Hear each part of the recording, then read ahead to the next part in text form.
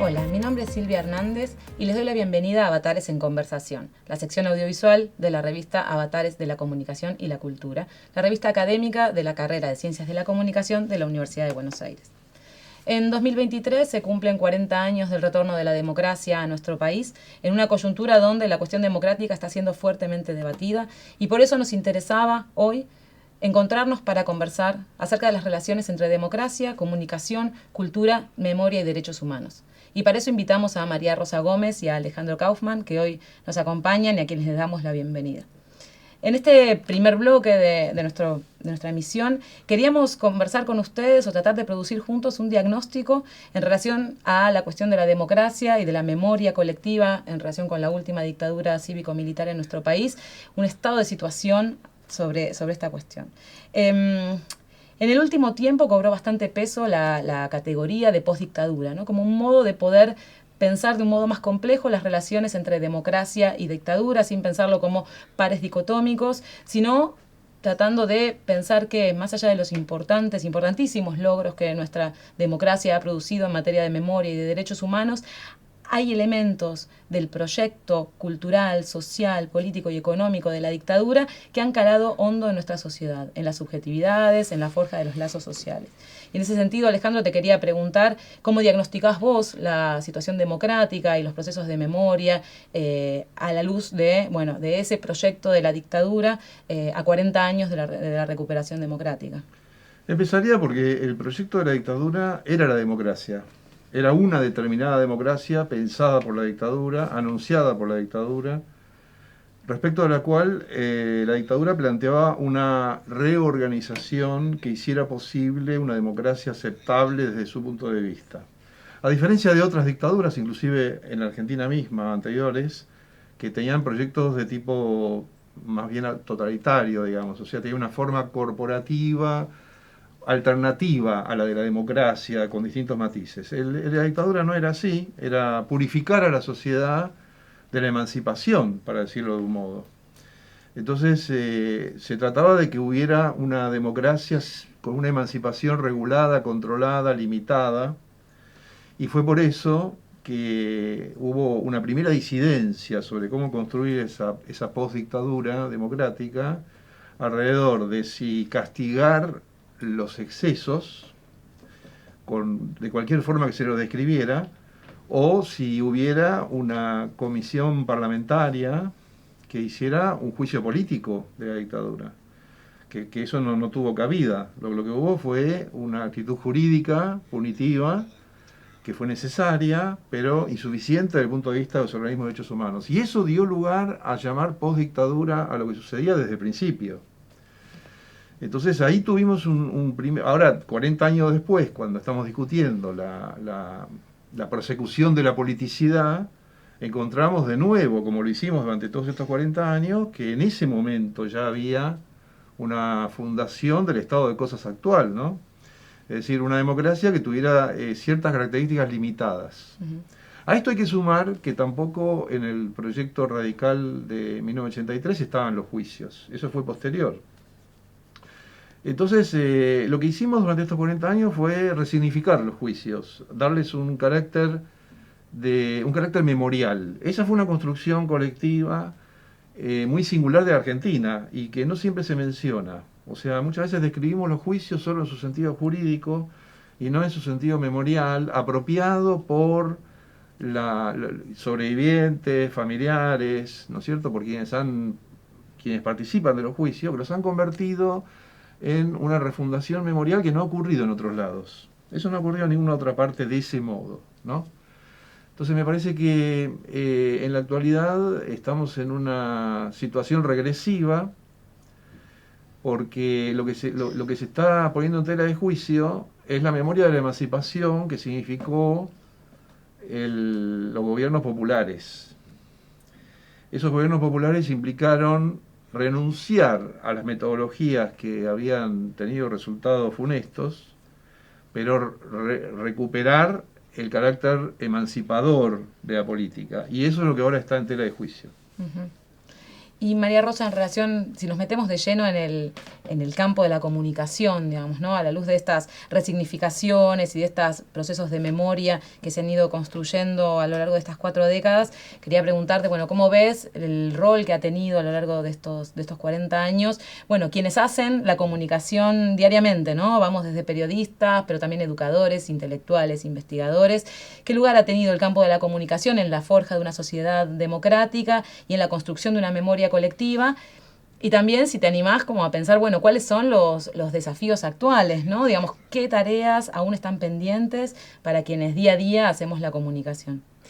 Mira, yo pienso que los periodistas, los intelectuales, los docentes, en suma los trabajadores de la cultura, yo me asumo como una trabajadora de la cultura, hemos tenido intervención respecto de desarticular el discurso del plan genocida durante la propia dictadura, luego durante la transición democrática y los años sucesivos hasta la actualidad.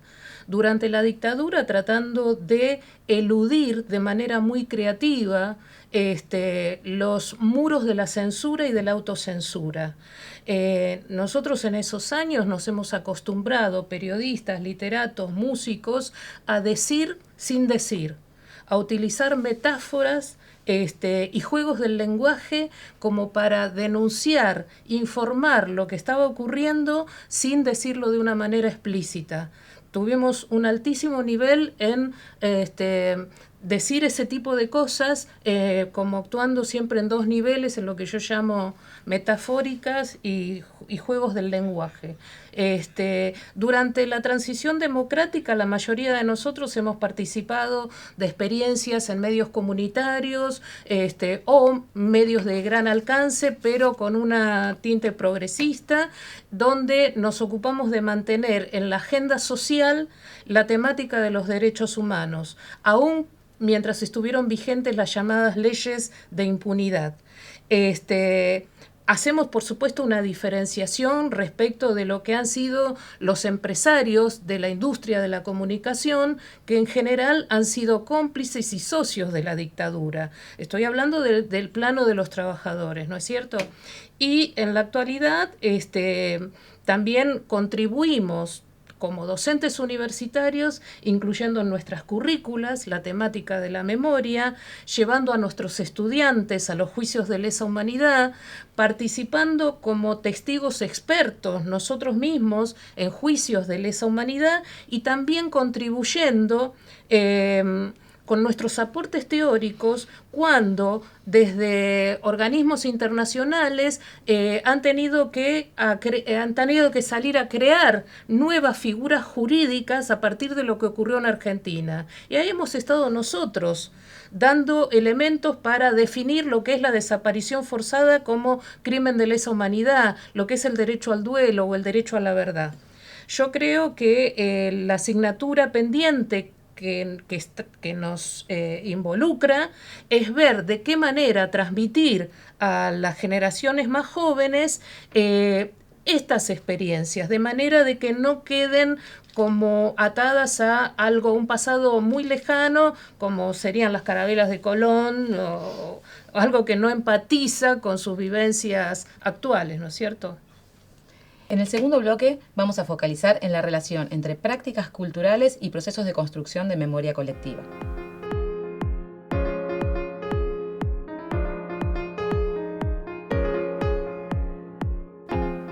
En este segundo bloque nos vamos a concentrar en una reflexión en torno de las prácticas culturales y la producción de una memoria colectiva en estos 40 años. Y lo que les quería preguntar era qué evaluación hacen de estos 40 años de producción cultural en torno de la construcción de una memoria colectiva. Cuando hablamos de prácticas culturales podemos pensarlo en cine, televisión, música, literatura, pero también en sentido amplio, ¿no? Poder pensar los procesos de patrimonialización de los sitios de la memoria, la inclusión de la cuestión de la memoria y los derechos humanos en las agendas escolares, la recuperación o no de la cuestión de Malvinas en producciones culturales, pensando en sentido amplio, digamos, si han notado desplazamientos en los modos en que desde las prácticas culturales ha sido tematizada la cuestión de la dictadura y de la memoria, y en qué situación creen que estamos en este momento. Bueno, desde, desde el gobierno de Néstor Kirchner hacia adelante, creo que en Argentina se produjeron hechos muy significativos respecto de lo que tiene que ver con políticas públicas de memoria. Entonces, muchas cosas que antes quedaban limitadas al ámbito del activismo, de los derechos humanos, los familiares, los organismos, pasaron a ser políticas de Estado. Y de buenas a primeras, de una forma inédita, resulta que lo que habían sido campos de concentración de la dictadura militar pasaron a ser gestionados por el Estado y por colectivos sociales que habían mantenido la lucha en contra de la impunidad. Eso era algo inédito. En el terreno de los juicios de lesa humanidad también Argentina es un ejemplo que se toma como un paradigma a seguir, puesto que con tribunales ordinarios y propios se reabrieron los juicios contra las ofensas a la humanidad cometidas por las Fuerzas Armadas de una manera desconocida a nivel internacional, como anteriormente conversábamos, dando una reparación en términos no solamente jurídicos, sino también simbólicos de las víctimas y de sus familiares. Pero hay algunas cosas que no debemos perder de vista. Voy a remitirme a Pierre Nora, quien acuñó el término lugares de memoria. Pierre Nora decía que si los sitios de memoria establecidos oficialmente no se cargan de vivencias que hagan anclaje con las necesidades actuales de la sociedad, pasan a ser significantes vacíos, lo mismo que las efemérides. 24 de marzo pasa a ser un día feriado, donde me tomo unos días en la playa, o el 2 de abril pasa a ser algo sí relacionado con Malvinas, pero no recuerdo qué, digo en términos de las nuevas generaciones. Entonces, uno de los riesgos de la institucionalización de las políticas públicas es algo que damos por sobreentendido, pero que puede quedar cristalizado. Debemos cargarlo de contenido todo el tiempo para empatizar con los más jóvenes, que son los que van a tomar la posta, para que sean no solamente el espacio memoria de la ESMA, donde, bueno, sí, cada tanto ahí hay recitales y ahora pues llevaron un avión que no sé qué, el 24 de marzo, digo, armar alrededor de esos sitios y de esas fechas emblemáticas una construcción de sentido que las haga hacer un anclaje con lo que nos pasa ahora, para que los jóvenes puedan apropiárselas y sentirlas de una manera más directa.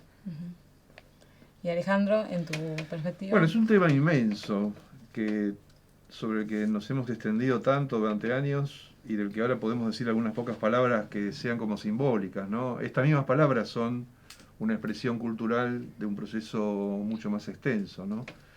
Entonces, algunas cosas clave que podríamos decir.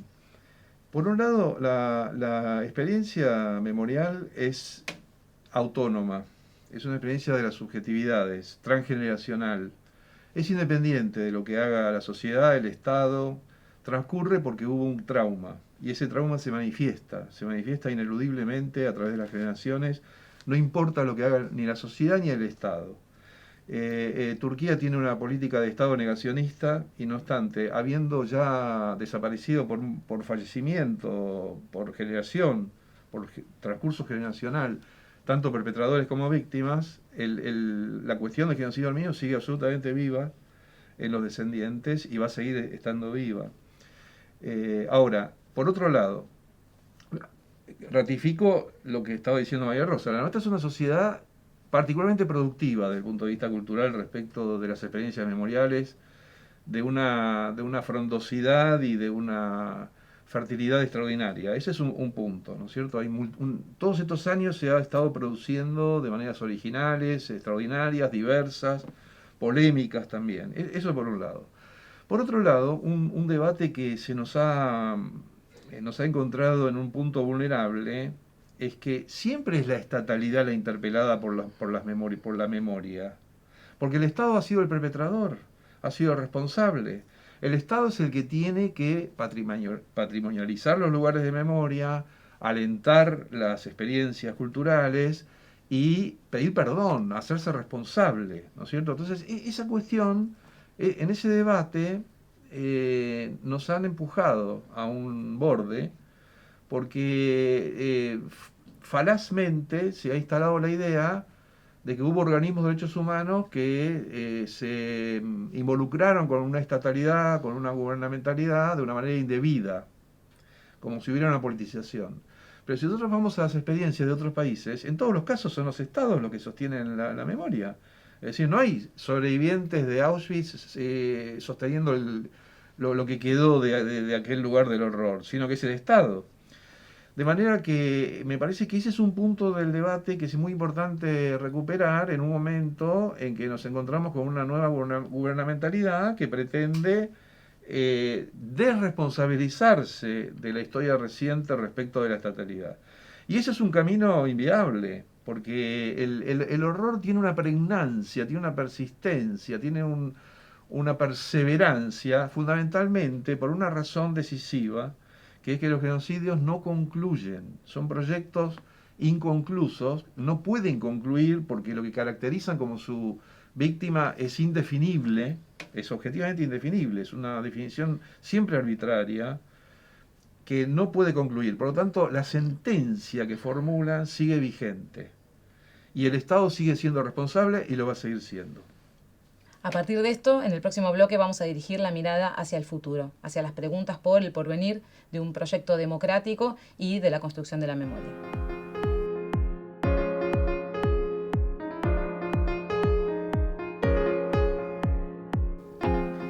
En este tercer bloque queremos dirigir nuestra mirada hacia el presente y hacia el futuro y pensar cuáles son los desafíos de un proyecto democrático en nuestra sociedad y también cuáles son las principales temas a pensar en relación con la cuestión de la construcción de una memoria democrática.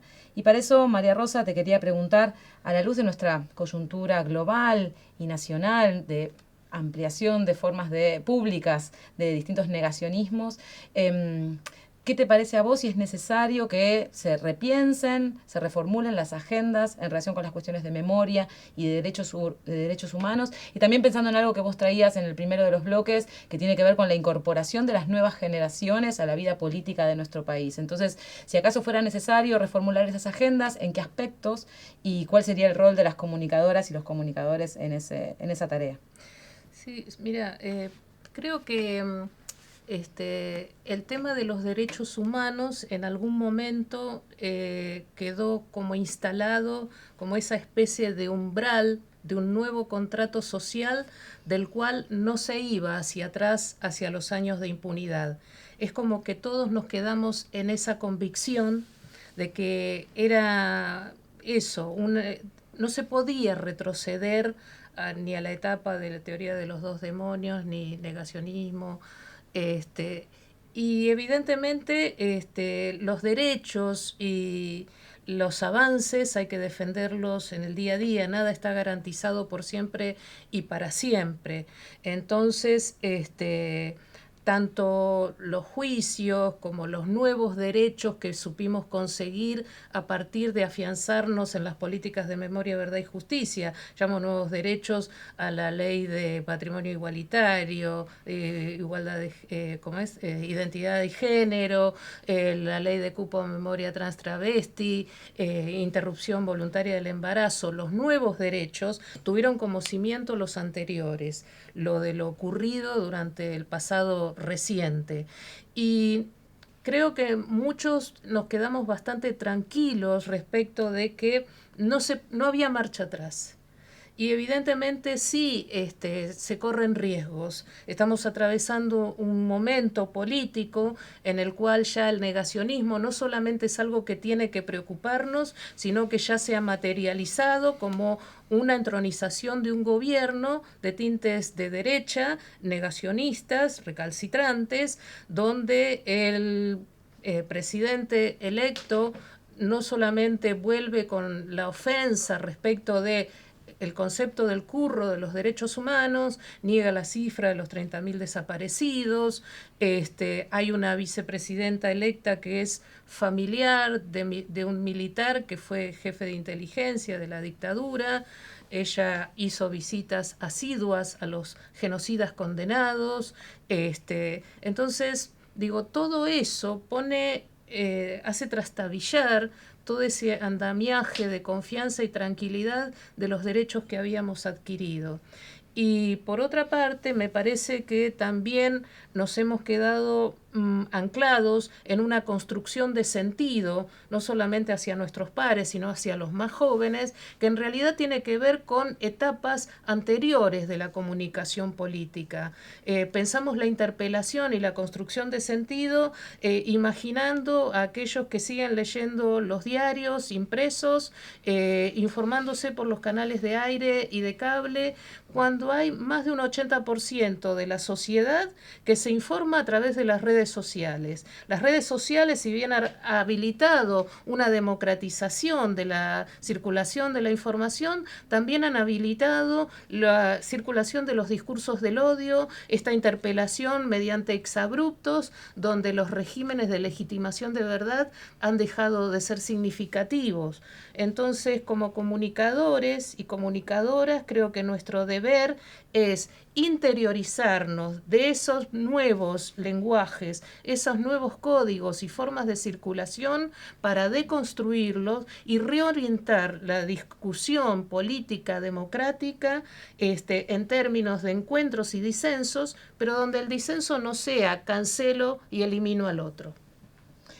Y en este sentido, digamos, retomando un poco la cuestión del futuro, ¿no? Del futuro del proyecto democrático, hoy es una idea bastante aceptada, la idea de que, bueno, los horizontes de futuro están mínimamente debilitados, ¿no? Los futuros en sentido fuerte, o, bueno, que el futuro va a ser más bien una extensión del presente, o bien los futuros se representan bajo la forma de la catástrofe, ¿no? Y en ese sentido me parecía interesante poder preguntarte, Alejandro, ¿cómo pensás la cuestión de la democracia? ¿En qué sentido? ¿Cuáles son los sentidos fuertes de la democracia que podrían resultar convocantes como proyecto de futuro, capaz de, bueno, concitar de alguna manera el entusiasmo, la adhesión de las grandes mayorías, y cuáles, digamos, qué sentidos de lo democrático son hoy fértiles y productivos como para poder construir imágenes de futuro?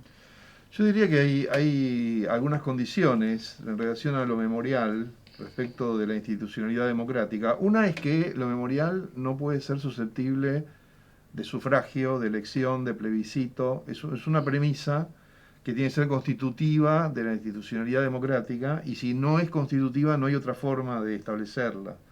Una sociedad tiene que asentarse sobre esa persuasión, sobre esa convicción, que es lo que llamamos memoria, y no puede ser un objeto de discusión. Puede haber toda clase de polémica sobre cómo hacerlo, hasta dónde llegar, qué características tenga, pero no sobre el fundamento. Y esto es lo que después de 40 años nos encontramos con que ha sido puesto en tela de juicio. Es decir, en tela de juicio no como idea o como discusión, sino en un terreno político institucional. O sea, el problema no es solamente quién ganó las elecciones, sino que eso fuera motivo de discusión electoral.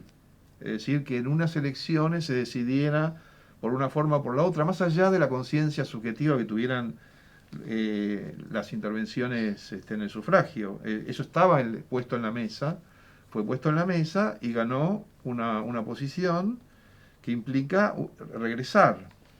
Y eso es un hecho de una inusitada gravedad, que aparentemente supera incluso la que ha ocurrido en otros países. Yo creo que en ese sentido nos encontramos frente a un horizonte muy problemático. Ahora, lo memorial es sobre el futuro, siempre sobre el futuro, porque lo memorial es no las nietas y los nietos no recuperados, no identificados, sino las hijas y los hijos que vayan a tener, y que hayan tenido progenitoras y progenitores cuyas identidades fueron sustraídas en el pasado. Es decir, la deuda que se contrae moralmente en una sociedad por los acontecimientos del horror es impagable, no es prescriptible. Ese es el sentido de la imprescriptibilidad de los crímenes de lesa humanidad. Es algo, hay una dimensión de lo memorial que en la institucionalidad se determina por la imprescriptibilidad. No es una convención, no es una mera convención, responde jurídicamente a algo que ocurre en la sociedad. Entonces esa es una cuestión decisiva, ¿no? ¿Cómo vamos hacia el futuro? Por un lado, habrá que restituir esa condición de la memoria. Es decir, haber regresado significa recuperar las tradiciones de la protesta, de la cultura, de la rememoración y volver con ellas. Eso produce una certidumbre acerca de sobre qué se basa y cómo se va a proyectar hacia el futuro. Esa es una cuestión que es indiscutible, ¿no? Y después el otro aspecto decisivo es que el propósito de los genocidios es suprimir la emancipación. Es decir, una democracia sin emancipación no puede ser una democracia, es solo una regulación formal de una serie de comportamientos que tenderán a extinguirse en términos de democracia. Y en eso también ha habido una regresión. De manera que ese es el otro aspecto fundamental. O sea, y la emancipación solo se pone a prueba a través de su ejercicio. De manera que nuestra perspectiva es la de cómo la emancipación se va a manifestar desde ahora y para siempre. Bueno, muchas gracias María Rosa y Alejandro por compartir con nosotros este segundo episodio de Avatares en Conversación. Llegamos así al final de nuestro segundo episodio de Avatares en Conversación y esperamos que nos acompañen en la próxima emisión de este programa. Muchas gracias.